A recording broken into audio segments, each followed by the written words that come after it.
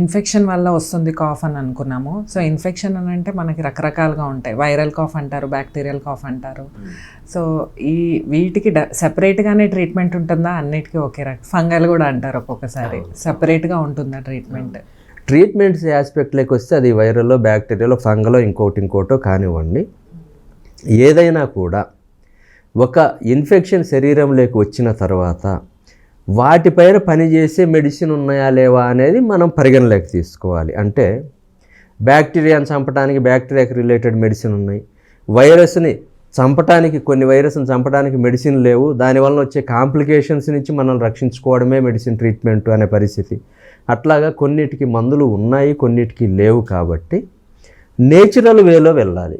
Ayurveda విధానాన్నే prefer చేయండి. ఇలా ఆయుర్వేద వైద్య విధానాన్ని ప్రిఫర్ చేస్తే దీంట్లో ఉన్న గొప్పతనం ఏంది? ఇది 5000 సంవత్సరాల కిందట పొందుపరచబడిన శాస్త్రమైనా కూడా ఈ గడచిన 5000 సంవత్సరాల్లో వచ్చిన ప్రతి రోగానికి వైద్యం చేస్తే తగ్గుతుంది. అంటే శరీరములో వచ్చే తేడాలని బయో ఎనర్జీస్ బేస్ తోటి, అంటే వాతపిత్త కఫ దోషాల బేస్ తోటి వైద్యం చేస్తున్నాము. కాబట్టి అది ఏ ఇన్ఫెక్షన్తో వచ్చినటువంటి రోగమైనా కూడా వీటిని బేస్ చేసుకుని వైద్యం చేస్తే తగ్గిపోతుంది.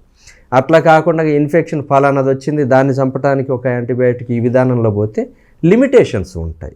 కొన్నిటికి మనం వైద్యం చేయగలిగే పరిస్థితి ఉంటుంది, కొన్నిటికి వెయిట్ అండ్ సీ అనే పరిస్థితి ఉంటుంది. కాబట్టి నేచురల్ విధానానికే వెళ్ళడం అనేది ఉత్తమం. సార్ ఇంకొకటి ఏంటంటే, ఇప్పుడు మన కరోనా టైం నుంచి ఏమన్నారంటే లూక్ వామ్ వాటర్ తాగేసేయాలి, తాగుతున్న కొద్దీ మనకి లోపల ఇన్ఫెక్షన్ అనేది పోతూ ఉంటుంది అనేసి. ఇప్పుడు తిన్న టైం కూడా వదిలేసి కంటిన్యూస్గా తాగుతూనే ఉంటారు. ఇది మంచి పద్ధతి అంటారా మరి హైడ్రేషన్ కోసం? లూక్ వామ్ వాటర్ అనేది ఈ టెక్నిక్లో కొంత ప్రాక్టికల్ ప్రాబ్లం ఉంది, తాగే వాళ్ళకి అర్థమవుతుంది. కోవిడ్ టైం నుంచి ఇది బాగా ఎక్కువగా ప్రచారంలోకి వచ్చింది, నిజమే. ముందు నుంచి కూడా చాలామంది ఫాలో అవుతున్నారు, ఈ ఆరోగ్యాభిలాషులు ఉంటారు కదా, వాళ్ళందరూ ఫాలో అవుతున్నారు. అయితే లూక్ వామ్ వాటర్ తాగినప్పుడు ఎక్కువ క్వాంటిటీ తాగలేము, తక్కువే తాగుతాము. చల్లటి నీళ్ళు కొంచెం ఎక్కువ తాగలుగుతాం, వేడి నీళ్ళు తక్కువ తాగలుగుతాం. సో డీహైడ్రేషన్ రావచ్చు కదా, అవకాశం అయితే ఉంటుంది, కొంచెమే అవకాశం ఉంటుంది. అయితే లూక్ వామ్ వాటర్ లేదా అంతకంటే కొంచెం వేడిగా ఉన్న నీళ్ళు తాగినప్పుడు మనకి ఓరల్ క్యావిటీ దగ్గర నుంచి లోపలికి ఉన్న ట్రాక్ మొత్తము క్లియర్ చేసుకుంటూ వెళ్తుంది. కాబట్టి యూజువల్గా ఇన్ఫెక్షన్స్ రావు. ఆల్రెడీ లోపల ఏదన్నా ఇన్ఫెక్షన్స్ ఉన్నా కూడా అక్కడ రీచ్ అయినాయి, వెళ్ళిపోతాయి. సెకండరీ ఇన్ఫెక్షన్స్కి అంత ఛాన్సెస్ ఉండవు, తక్కువ ఉంటాయి. కాబట్టి దానివల్ల హెల్పే. కాకపోతే డీహైడ్రేషన్ పాయింట్ ఆఫ్ వ్యూలో మనము ఫోర్స్ఫుల్గానైనా నీళ్ళు కొంచెమే తాగా ఇంకొంచెం తాగుదామని లోపలికి నీళ్ళు పంపిస్తూ ఉండాల్సిన అవసరం ఉంటుంది. కాఫ్ రిలేటెడ్, ఇన్ఫెక్షన్స్ రిలేటెడ్ అయితే మాత్రము గోరువెచ్చటి నీళ్ళు అనే టెక్నిక్ చాలా మంచిది. కాకపోతే దానికి ఫుడ్ తినేదాకా తాగుతూ ఉంటారు సార్. ఇది మరి ఫుడ్ తినేదాకా తాగినప్పుడు అది ఇండైజెషన్కి లీడ్ చేస్తుంది. ఖచ్చితంగా లీడ్ చేస్తుంది. ఇండైజెషన్ అని అంటే మళ్ళీ మీరు అన్నట్టుగా అది రిఫ్లెక్స్ అయ్యే ఛాన్స్ ఉంది. సో ఎంత టైం వరకు గ్యాప్? ఈ లూక్ వామ్ వాటర్ లాంటిది తాగేట్లయితే మామూలుగా నీళ్లు తాగాలనుకున్నప్పుడల్లా తాగొచ్చు ఎన్నిసార్లు అయినా. భోజనానికి గనక అయితే కనీసం 1 గంట ముందు వరకు తాగి ఆపేసేయండి, 1 అవర్ అన్న గ్యాప్ ఇవ్వాలి.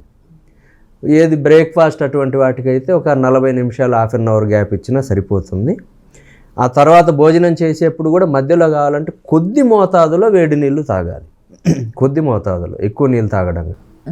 మనకి పొట్టలో ఆహారానికి కొంత భాగం 20% అని, నీళ్ళకి అని, గాలి కోసము, ఖాళీ, ఇవన్నీ అరుగుదల కోసము ఇంటట్లాగా అని చెప్పబడి ఉంది. ఇది జీర్ణ వ్యవస్థ గురించి మనం చెప్పుకునే సందర్భంలో వివరంగా చెప్తాను. దాని ప్రకారంగా మనము వెళ్తేనే జీర్ణ ప్రక్రియ సక్రమంగా ఉంటుంది. ఆ విధంగా జీర్ణ వ్యవస్థ నుంచి ఇండ్యూస్ అయ్యేటువంటి, అక్కడి నుంచి ప్రారంభమయ్యేటువంటి దగ్గు రాకుండా చేసుకోవడం. అంటే డైజెస్టివ్ జ్యూసెస్ నుంచి ఫ్యూమ్స్ వచ్చి దగ్గు వస్తుంది అన్నాం కదా, దానికోసం చెప్పుకోవడం. సో జీర్ణం అవ్వటానికి అవసరమైన డైజెస్టివ్ జ్యూసెస్ వాటి స్థితిలోనే అవి ఉండే విధంగా ఉండాలంటే కనీసం 1 గంట గ్యాప్ ఇవ్వాల్సి ఉంటుంది. అప్పుడు డైజెషన్ ప్రాపర్గా అవుతుంది. చివర ఆహారం తినే ముందు వరకు నీళ్లు తాగి అన్నం తింటే సరిగా అరగదు. ప్లస్ దానివలన కూడా కాఫ్ ఇండ్యూస్ అవ్వచ్చు, కాన్స్టిపేషన్ రావచ్చు, ఇంప్రాపర్ డైజెషన్, ఆమం రావచ్చు, దానివల్ల మల్టిపుల్ కాంప్లికేషన్స్ ఉంటాయి. కాబట్టి వేడి నీళ్ళు తీసుకుంటే 1 అవర్ ఖచ్చితంగా గ్యాప్ ఇవ్వాలి, మినిమం 1 అవర్. ఎక్కువ ఇస్తే ఇంకా మంచిది. 2 నుంచి 2.5 గంట గ్యాప్ ఇవ్వగలిగితే ఇంకా మంచిది. ఫైనల్గా మీరు ప్రేక్షకులకు ఏం చెప్పాలనుకున్నారు ఇటువంటి క్రిటికల్ టైంలో? ఇప్పుడు కాఫ్స్ అన్నీ కామన్గా అయిపోయి ఇన్ఫెక్షన్ ఉంటుంది, ఒకరి నుంచి ఒకరికి ఇన్ఫెక్షన్ కూడా వస్తుంది. ఎటువంటి జాగ్రత్తలు పాటించాలనుకుంటున్నారు చెప్పండి సార్. ఈ కాఫ్ రిలేటెడ్ ఏదైనా ప్రాబ్లం రాకుండా ఉండాలి, ప్రికాషన్స్ తీసుకోవాలి, వస్తే వెంటనే సప్రెస్ అయ్యే విధంగా లేదా వెంటనే క్యూర్ అయ్యే విధంగా ఏం చేయాలి అనే దానికోసము ప్రతి ఒక్కళ్ళు పాటించదగిన సలహాలు సూచనలు ఏముంటాయంటే, వేడి నీళ్ళు తాగండి. ఎనీ సీజన్, ఎండాకాలం వేడి నీళ్ళు తాగడం కొంత ఇబ్బందే. ఇప్పుడు ఉన్నటువంటి పరిస్థితిలో ఈ క్లైమేట్లో వేడి నీళ్ళు తాగొచ్చు. ఎన్నిసార్లు తాగాలన్నా వేడి నీళ్ళు తాగండి. మరి వేడి నీళ్ళు దొరకకపోవచ్చు కదా, ఒక ఫ్లాస్క్లో వేడి నీళ్ళు బాగా బాయిల్ అయిన నీళ్ళు దగ్గర పెట్టుకొని ఉండండి. మీరు ఎక్కడికి వెళ్ళినా గ్లాసులో కోల్డ్ వాటర్ తీసుకొని ఈ ఫ్లాస్క్లో ఉన్న నీళ్ళు కొన్ని మిక్స్ చేయండి, ఆటోమేటిక్గా గోరువెచ్చగా అయిపోతాయి.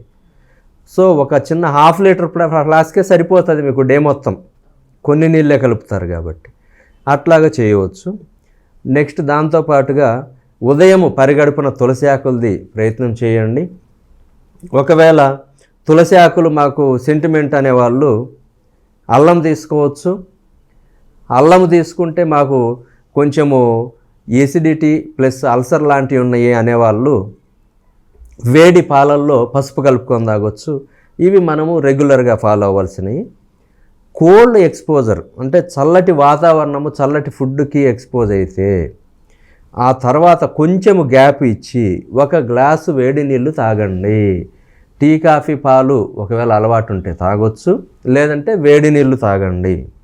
ప్లస్ రెస్పిరేటరీ ట్రాక్ట్కి స్ట్రెంగ్త్ ఇచ్చేటువంటి ప్రాణాయామ అది చేయవచ్చు. ఎవరికి నచ్చిన విధానంలో వాళ్ళు.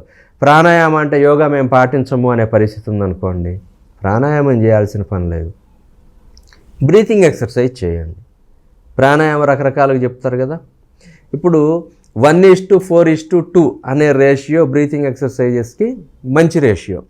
అంటే ఇన్హలేషను 1 సెకండ్ అని పీల్చామనుకోండి, విత్హోల్డ్ చేయడం 4 సెకండ్స్, తర్వాత ఎగ్జేల్ చేయడం 2 సెకండ్స్. 1:4:2.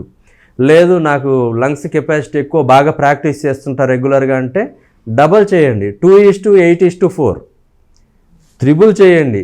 ఆ రేషియో ఫాలో అవ్వండి. అట్లా ఫాలో అవుతున్నప్పుడు యూజువల్గా రెస్పిరేటరీ ట్రాక్ట్ ఇన్ఫెక్షన్స్ రావు, ఆటోమేటిక్గా దగ్గు రాదు. ఈ విధంగా దగ్గు రాకుండా మీ ఆరోగ్యాన్ని కాపాడుకుంటూ మీ జీవితాన్ని హ్యాపీగా కొనసాగించవచ్చు. సార్ మీ సలహాలన్నీ పాటిస్తారని కోరుకుందాం.